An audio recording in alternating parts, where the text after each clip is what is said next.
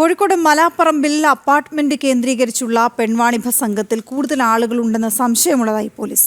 കഴിഞ്ഞ ദിവസം നടത്തിയ പരിശോധനയിൽ 9 പേരെയാണ് പോലീസ് അറസ്റ്റ് ചെയ്തത്. അപ്പാർട്ട്മെന്റ് വാടകയ്ക്കെടുത്തവർ ഉടമയ്ക്ക് നൽകിയ വിവരങ്ങൾ പലതും വ്യാജമെന്നും പോലീസ് പറഞ്ഞു. രഹസ്യവിവരത്തിന്റെ അടിസ്ഥാനത്തിൽ കഴിഞ്ഞ ദിവസം നടത്തിയ പരിശോധനയിൽ പെൺവാണിഭ കേന്ദ്രത്തിന്റെ നടത്തിപ്പുകാരടക്കമുള്ള 9 പേരെയാണ് പോലീസ് പിടികൂടിയത്.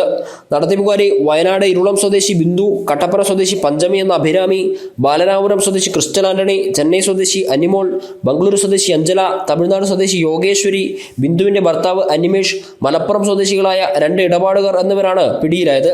2 വർഷത്തോളമായി ഇവർ ഈ വീട് വാടകയ്ക്കെടുത്തിട്ട്. ബിന്ദുവിന്റെ ഭർത്താവിന്റെ പേരിലാണ് വീട് വാടകയ്ക്കെടുത്തത്. പേയിങ് ഗസ്റ്റായി ആളുകളെ താമസിപ്പിക്കുകയാണെന്ന് തെറ്റിദ്ധരിപ്പിച്ചാണ് കേന്ദ്രം നടത്തിയത്. പരിസരവാസികളുടെ പരാതിയെ തുടർന്ന് 1 മാസമായി പോലീസ് നിരീക്ഷണത്തിലാണ് ഫ്ളാറ്റ്. സംഘത്തിൽ കൂടുതൽ ആളുകൾ ഉൾപ്പെട്ടിട്ടുണ്ടാവാൻ സാധ്യതയുണ്ടെന്ന വിലയിരുത്തലാണ് പോലീസ്. കൂടുതൽ വിവരങ്ങൾക്കായി പ്രതികളെ ചോദ്യം ചെയ്യും. ഇന്നലെ അറസ്റ്റ് ചെയ്ത 9 പേരെയും കോടതിയിൽ ഹാജരാക്കിയിരുന്നു. മുഴുവൻ പേരെയും ജാമ്യത്തിൽ വിട്ടെങ്കിലും ജാമ്യത്തിലിറക്കാൻ ആളില്ലാത്തതിനാൽ ഒരാൾ റിമാൻഡിലായിട്ടുണ്ട്. 3 പേർക്ക് ഉപാധികളോടെയാണ് ജാമ്യം നൽകിയത്. ഇവരെ ചോദ്യം ചെയ്താൽ കൂടുതൽ ആളുകളിലേക്ക് എത്താൻ സാധിക്കുമെന്നാണ് പോലീസ് പറയുന്നത്. ജനം, കോഴിക്കോട്.